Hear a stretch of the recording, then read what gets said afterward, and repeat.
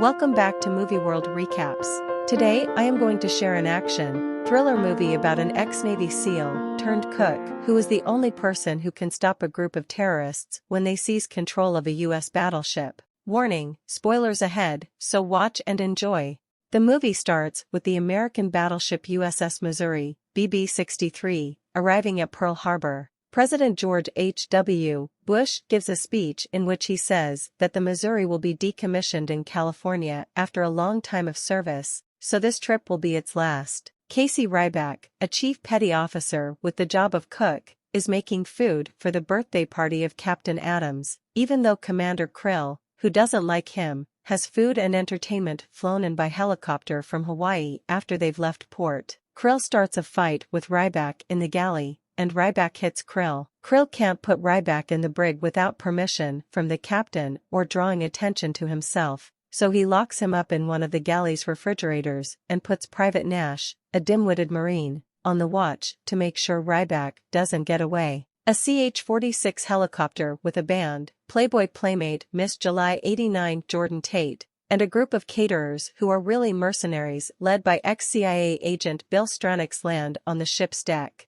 Strannix, pretending to be the leader of the band, pulls out a gun and kills Commander Green, who is the highest-ranking officer in the room, not long after the party starts. With the help of Commander Krill, the caterers and band members pull out weapons and take control of the ship, who is revealed to be a turncoat. During the takeover, Krill shoots Captain Adams in the head. He is one of several officers who die. The rest of the crew is locked up below decks in the forecastle, except for a few people who got away. Strannix wants to steal the ship's nuclear Tomahawk cruise missiles and sell them on the black market. He plans to do this by loading them onto a submarine that he stole from North Korea while he was on his last CIA mission. Strannix and his men take over the ship's defense systems and shoot down A-18 Hornet that was sent to investigate.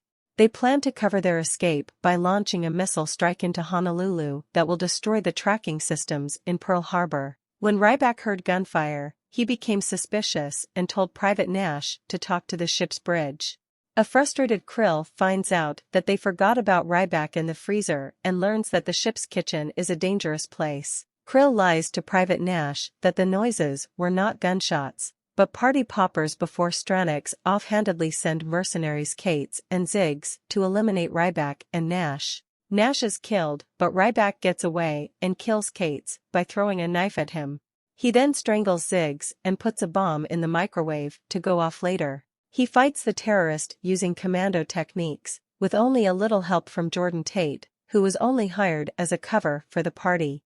Ryback also uses a satellite phone to get in touch with Admiral Bates at the Pentagon.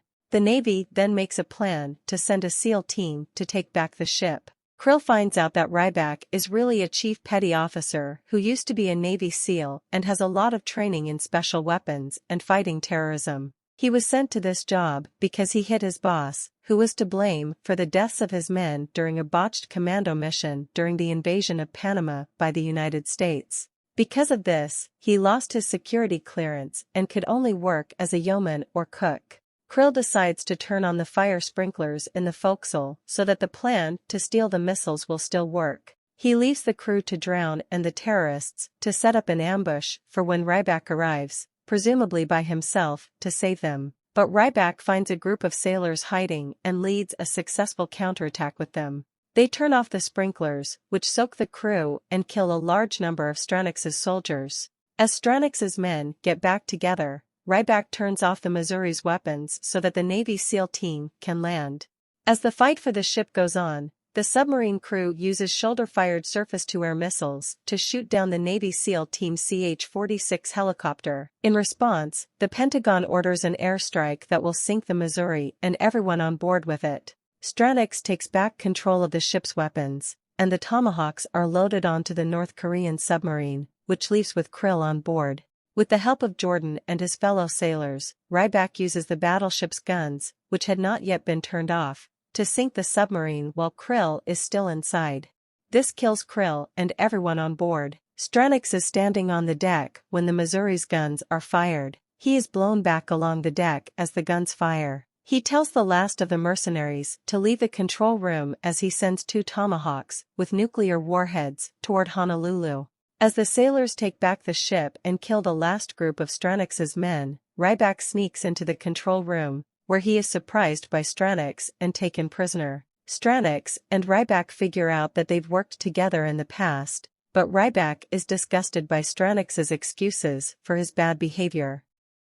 Ryback says that he and Strannix are both disappointed and feel like their government used them, but Strannix says that Ryback still believes in his country while he does not. Ryback and Strannix then get into a knife fight, and Ryback kills Strannix by poking out his eye, stabbing him in the head with his knife, and then smashing him through a computer monitor. Ryback then takes the launch codes for the Tomahawk missiles so that they can destroy themselves.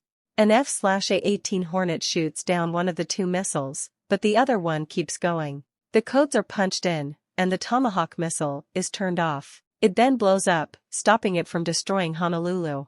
The people at the Pentagon are happy and then cancel the attack on the Missouri by air. At the end, the rest of the crew is freed from their prison in the forecastle as the ship sails towards San Francisco Harbor.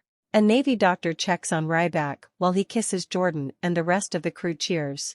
At the end of the movie, a funeral for Captain Adams is held on the decks of the Missouri. The captain's casket has a flag draped over it, and Ryback salutes in his full rank and military decorations while wearing his service dress blue uniform. That's all folks for today. I hope you like it. Please subscribe to our channel for more content like this and hit on the like button to help us out. You can also leave a comment below if you want us to recap your favorite movie. Until next time.